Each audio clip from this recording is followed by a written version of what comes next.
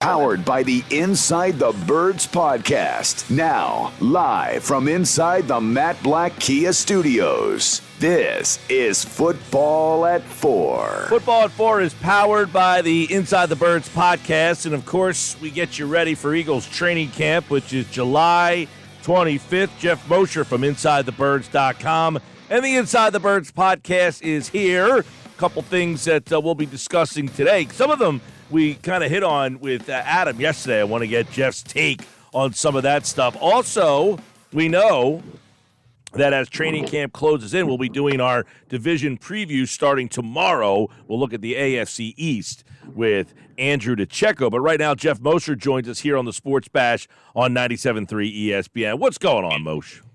Hey, Mike. How you doing, man? What's going on? Doing good, buddy. It's a beautiful first day of summer down the shore. It's not here.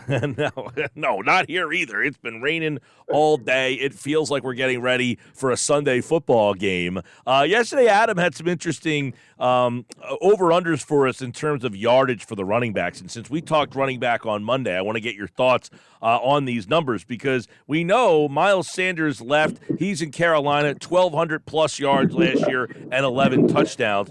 And I thought the number, the over-under for the two running backs, Swift and Penny, were kind of interesting. So let me throw them at you and get your take on them. Number one, over-under rushing yards for DeAndre Swift, 579.5 yards for DeAndre Swift. What do you think?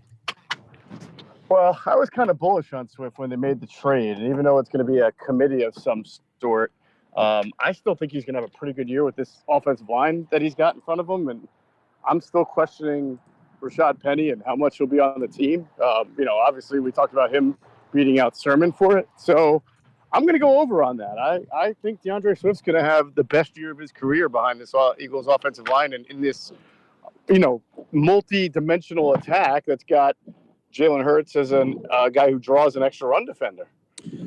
With that, so I would ask you, all right, his is 579. Do you think that they think Penny will have more than 579 yards? Do I think the odds makers think that? Yes. Do you think his Vegas obviously, odds? I guess they do if they don't have Swift for that much way.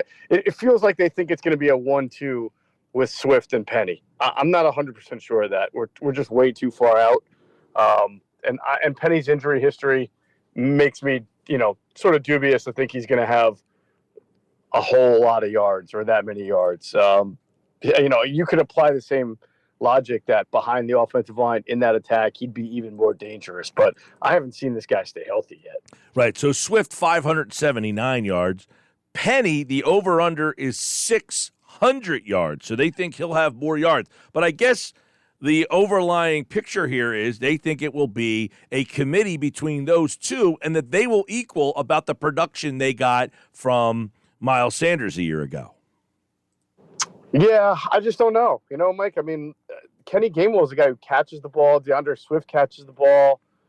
Penny is such a great bruiser. And like we talked about on Monday, I can see him being more of a short yardage, fourth quarter. I mean, there's a role for him, certainly, if he's healthy and makes a team to do more than just get third and fourth and one carries, goal line carries, and fourth quarter carries. But, it's just hard to see it all right now. It's a jigsaw puzzle, and I don't know how the pieces fit yet and how they're all going to go. So then it makes it hard to really figure out rushing yards. So I guess I could say I wouldn't be surprised if Rashad Penny had between 700 and 1,000 rushing yards. I wouldn't be surprised if he barely had 200 and wasn't really on the team by middle of the year, Yeah, well, we were talking about, I think, Monday, about is Sermon in a battle with Penny? And did they say, we don't trust Penny, so we'll just keep Sermon? Is Sermon a guy they like? Because we know Nick Sirianni brought him up. He kind of singled him out. Is he a guy that they want to see make the team?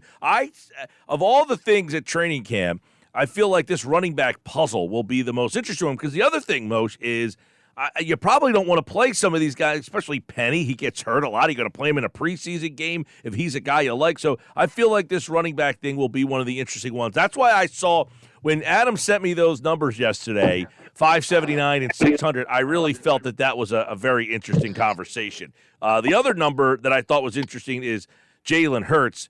has him for basically 3,600 passing yards this season. And, you would look at Hurts last year and say, all right, is he going to be better than the guy passing-wise than he was a year ago?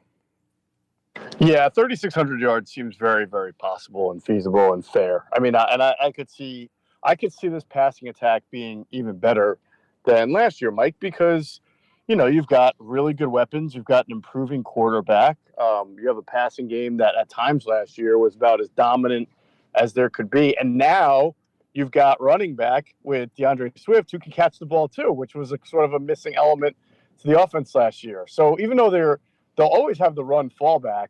And oh, by the way, the schedule, is tougher, and meaning you might have to get involved in more shootouts this year than last year, more games in the fourth quarter where you're trying to throw the ball than we had this past season, where there was a stretch there right in the middle of the year where it was one blowout after another, and you didn't have to put the pedal down as much, or you could lighten up. So I could see 3,600 yards happening quite easily. I actually thought that was surprising considering he threw for more than that last year. I wonder if they're looking at it and saying the passing game could take a step back with the new coordinator. Yeah, I mean, I don't know why it would take a step back with the new coordinator. I mean, it's the same set of weapons, and it's the guy who goes from quarterback's coach, and you just mentioned that he threw for more than 3,600 last year. So why would there be a step back? I mean, unless they're just looking at, again, the schedule being tougher and thinking that tougher defenses, meaning, more struggles. But, I kind of see it the opposite way. I mean, maybe the record isn't as good, but the propensity to want to throw the ball at times might be there plus some.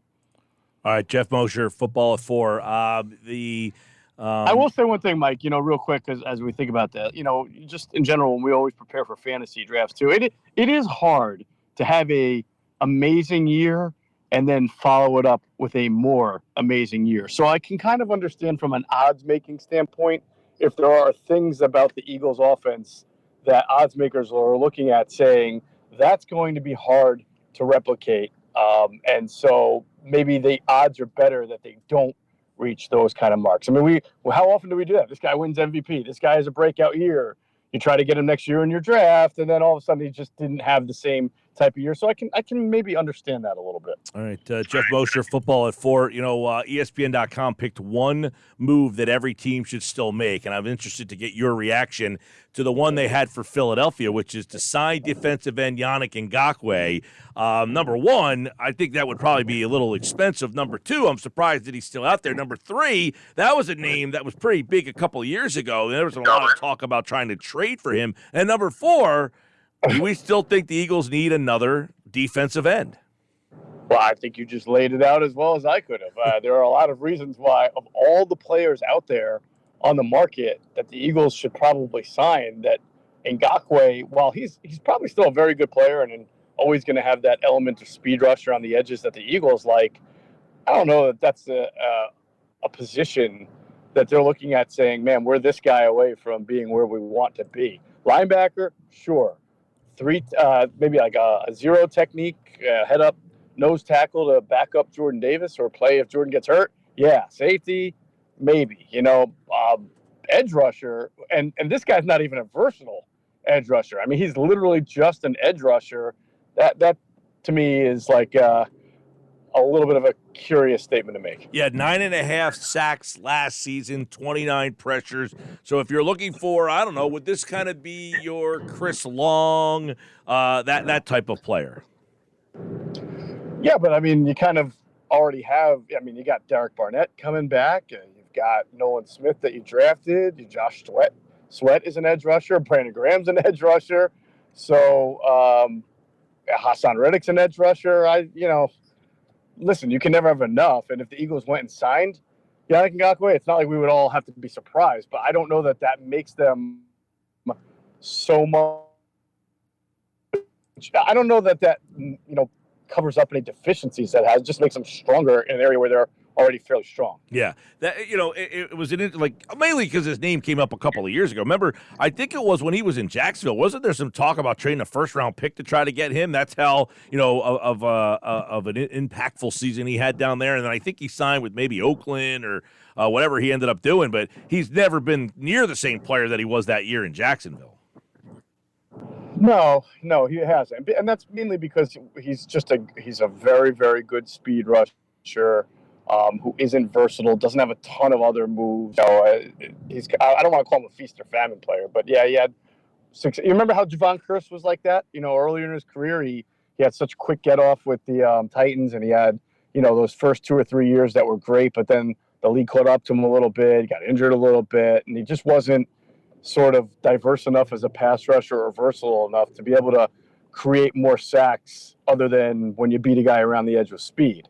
And so he wasn't that kind of player for the entirety of his career. That's sort of how I see Ngakoue.